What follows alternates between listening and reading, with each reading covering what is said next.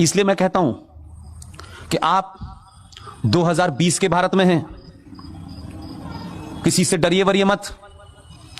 कोई एक आध चुनाव हार वार जाएं, उससे अपने दिल को छोटा मत कीजिए, छोटा मत कीजिए अपने दिल को। लेकिन ये जो लोग नारा लगाते हैं ना, मोदी है तो मुमकिन है, उसके बाद क्या होगा? इसलिए मैं कह रहा हूं, ये जो मैंने कहा, अगर देश में, दुनिया में आपको व्यक्ति और राष्ट्र के बीच में अगर कुछ चुनना है तो राष्ट्र को चुनिए। व्यक्ति आएंगे जाएंगे, अगर आपके अंदर पुरुषार्थ जागृत हो जाएगा, आपके अंदर अपनी सभ्यता के प्रति, अपनी संस्कृति के प्रति सम्मान पैदा हो जाएगा, तो कई करोड़ मोदी पैदा हो जाएंगे, कई करोड़ अमित शाह पैदा हो जाएंगे। इसलिए हार जीत जीवन का एक सिलसिला है। हार जीत के बाद सिलसिला रुकना नहीं चाहिए, इसलिए वो रोकेगा नहीं। कुछ लोग शाहीन बाग पे इसलिए नहीं बैठे हैं कि CAA की फुल फॉर्म इन्हें समझ में नहीं आ रही, उनकी ज्यादा समझ में आ गई है। सिर्फ गलती उन्होंने ये कर दी है कि गलत वक्त पे किया है।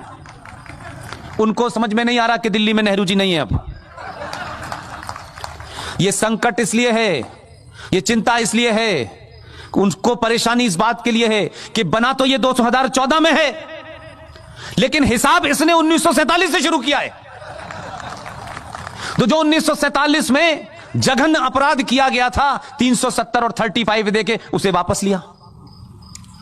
500 साल से एक युद्ध चल रहा था। हम तमाम सारे भोले लोग रोज कहते थे भगवान रामचंद्र यहीं पैदा हुए हैं। बड़ा समझाया, लोगों ने कहा कोई बातचीत कर लो आपस में। उन्होंने कहा नहीं, यहां बाबर पैदा हुआ है। यह बहस इतनी चली कि हमने सब कुछ मान लिया और यह समाज तैयार हो गया था कि चलिए आप यहां बाबर को बना लीजिए, लेकिन हमारे मर्यादा पुरुषोत्तम राम यहीं पैदा हुए थे, यह मान लीजिए। हमारी इस शराफत को कुछ लोगों ने समझा ये मूर्ख लोग हैं। आपने कोर्ट में खड़े होकर के जो शब्दावली इस्तेमाल की है वो मैं दोहराना नहीं चाहता। वो भी उसी अलीगढ़ के हैं जो कोर्ट में मुकदमा लेके लड़ रहे हैं। बार बार पूछ रहे थे यहीं पैदा हुए हैं, इनका डेट ऑफ बर्थ सर्टिफिकेट लेके आओ। कई बार पूछा, मैंने कहा अगर मैं कोर्ट में होता तो मैं पूछता 13 शादियों का मैरिज सर्टिफिकेट लाओ, तब कैसी रहती। लेकिन आपने इतनी बार पूछा, हमने कहा उनका मैरिज डेट ऑफ सर्टिफिकेट तो हमारे पास नहीं है, लेकिन हमने एक ऐसे शख्स को खड़ा किया, उसने सारे सर्टिफिकेट दे दिए।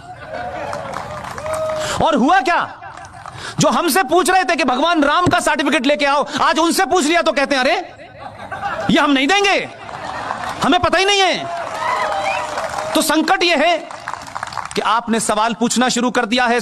1000 साल से आप जवाब दे रहे थे, इसलिए एक बार सर्टिफिकेट मांगा है तो धरने पे बैठ गए हैं।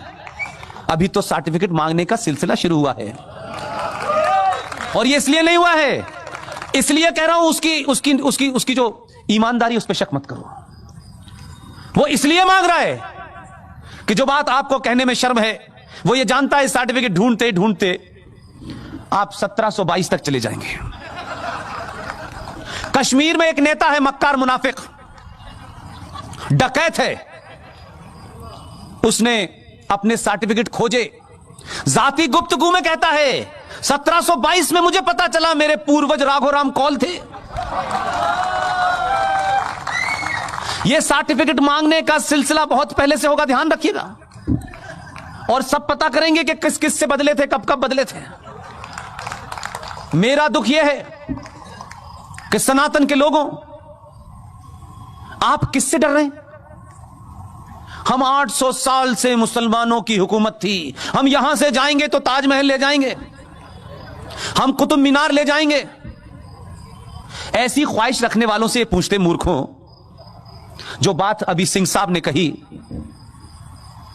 उन जाहिलों से पूछो तुम्हारे बाप दादा कितने कमजोर थे यार, जो तलवार और जजिया देने की वजह से जिन्होंने मजहब धर्म छोड़ करके मजहब अख्तियार कर लिया। हमारे बाप दादे तो उस वक्त भी बहादुर थे और आज भी हम बहादुर हैं, तुम हमें डराओगे? तुम किसको डरा रहे हो यार? हम जब नहीं डरे तो अब डराओगे हमको? अरे हमारा तो एक ही गया है, तब तुम्हारी स्थिति यह हो गई है। हमने कहा इसकी बात मान लो, 14 में अकेला है। हमने कहा मान लो इसकी बात, नहीं, लो बेटा दूसरा भी आ गया। बहुत समझाया, भैया आराम से रहो, आराम से, ये तुम्हारे लिए सब्सिडी हमसे ले रहा है। जो तुम्हारे भाई बहन हैं जिन्हें तुमने जाहिल और गरीब बना के रखा है, वो इस देश के हिंदुओं के पैसे से कमाई सब्सिडी से उनको गैस भी मिलती है, चूल्हा भी मिलता है। देते वक्त उसने ये नहीं देखा कि किसका बर्तन ताम चीनी का है और किसका तांबे का है, ये नहीं देखा उसने। तुम उसकी जात पे शक करते हो, ऊपर वाला देख रहा है, लाइन से भेज रहा है। उसको मालूम है कि इस्लाम के मानने वाले पूरी दुनिया में जलील हो रहे हैं और उस अल्लाह को भी जलील कर रहे हैं, इसलिए धीरे धीरे भेज रहा है। एक से दिल नहीं भरा, उसने यूपी में भी भेज दिया। इस बात का घमंड मत रखो, उसकी लाठी दिखती नहीं है, कमर टूट जाती है। बहुत उत्पात मचाते हो और बार बार कहते हो हम देश तोड़ देंगे। ऐसी तोड़ी है इस बार के चिल्ला के कह रहे माफ कर दे मेरे मौला। चिल्ला रहे हैं यूपी के चीफ मिनिस्टर के सामने, बारे माफ कर, एक बार माफ करता हूं। 3-3 लाख का बिल भेजा है, घर पे बस जलाते हुए पकड़े गए थे, पैसा पैसा भरो। इसलिए मैंने कहा 1000 साल पुराने हमारी कमजोरी, हमारी शराफत को चौराहे पे मजाक मत बनाओ। बार बार मत जगाओ कि 800 साल मुसलमानों ने हमारे ऊपर खून किया है। यह सनातनी के अगर कान में चला गया और उसको समझ आ गया कि 800 साल बार बार यह आदमी बताता है कि हमारे गुलाम रहे हैं, हिंदुओं की औरतें हमारे हरम का हिस्सा थीं और हिंदू मर्द तो हमारा सिर्फ नौकर था और हमारी गंदगी साफ करता था, यह सनातनियों की समझ में आ गया तो एक तो अभी कानून से लिया है, पूरे 30,000 वापस लेंगे, ध्यान रखना। अभी सिलसिला शुरू हुआ है, हमने तो फिर भी कोर्ट के माध्यम से शुरू किया है। जिस दिन पागल हो गए हम तो मथुरा भी आएगा और काशी भी आएगी और 30,000 आएंगे और फिर बताएंगे कि तुमने इस देश में एक भी मस्जिद अपने हाथ से नहीं बनाई, तुमने हर मंदिर तोड़ा और उसके ऊपर गुम्मद बना दी, तुमने कुछ नहीं बनाया। अगर तुम्हारा इस्लामिक आर्किटेक्चर नाम का कोई फ्रॉड था तो भाई मुझे बताइए सऊदी अरब में कितने ताजमहल बने हैं, कितनी कुतुब मीनार बनी है। झूठे मक्कारों, किसी के मकान पे कब्जा करके नेम प्लेट लगाने से तुम्हारा मकान नहीं हो जाता। अगर इतना ही आर्किटेक्चर था तो कुछ दिखाई देता ना हमें। तुम जिन जगहों का हवाला देते हो, ईरान 77 से पहले क्या था, तुमने क्या बना दिया। और तुम्हारी तो ख्वाहिशात भी बड़ी अजीब गरीब हैं। तुम इस देश से यहूदियों को समाप्त करना चाहते हो, वो शैतान है तुम्हारी निगाह में। काफिरों को खत्म करना चाहते हो, वो भी शैतान है तुम्हारी निगाह में। लेकिन मूर्खों, तुम्हें यहूदी की बनाई AK-47 से ही समाप्त करोगे उसे, तुमसे कुछ नहीं बनाया गया अभी तक। तुम कट्टा बना सकते हो, चाकू बना सकते हो। उसी काफिर के हथियार और उसी यहूदी के हथियार से तेल निकला, तब तुम्हें पता चला कि यहां तेल है, नहीं तो तुम्हारे लिए चंदा हो रहा था पूरी दुनिया से। तुम तो इतने एहसान फरामोश हो कि जिन्होंने तुम्हें कपड़े पहनना सिखाया, जिनकी वजह से पूरी दुनिया में आज ये कहते हो कि हम बहुत ताकतवर हैं, जिनकी बुनियाद पे हो आज भी वो टैप बंद कर दें तो टैप खोलना नहीं आता तुम्हें। चटाई और लोटा लेकर के अल्लाह को याद करने से कुछ नहीं होता। और आप इतने मक्कार हैं, इतने बुज़दिल हैं, आपका ईमान तो उस दिन पता चल गया कि आप रहते हिंदुस्तान में हैं, लेकिन आपका दिल धड़कता है फलस्तीन के मुसलमान के लिए, जिससे आपका कोई रिश्ता नहीं है। लेकिन अगर फलस्तीन के मुसलमान के लिए भारत की सरकारों पे दबाव बनाया जाए कि साहब फलस्तीन के हकों की, उनके मानव अधिकारों का हनन हो रहा है, तो हम इजराइल से संबंध नहीं रखना चाहिए। आपने भारत की बौनी सरकारों को सामने दबा दिया होगा, डरा दिया होगा, या भारत की सरकार इजराइल के साथ संबंध न रखे क्योंकि आपको तकलीफ होती है कि वहां जो आतंकवादी हैं, जो हमास है, जो इजराइल के लोगों से लड़ती है। आप मुझे बताइए, आपकी सारी ईमानदारी, आपकी ताकत कहां चली गई जब इसी मुल्क के बॉर्डर से लगता हुआ एक मुल्क है चीन, उसने कहा दाढ़ी आधी, पजामा नीचे,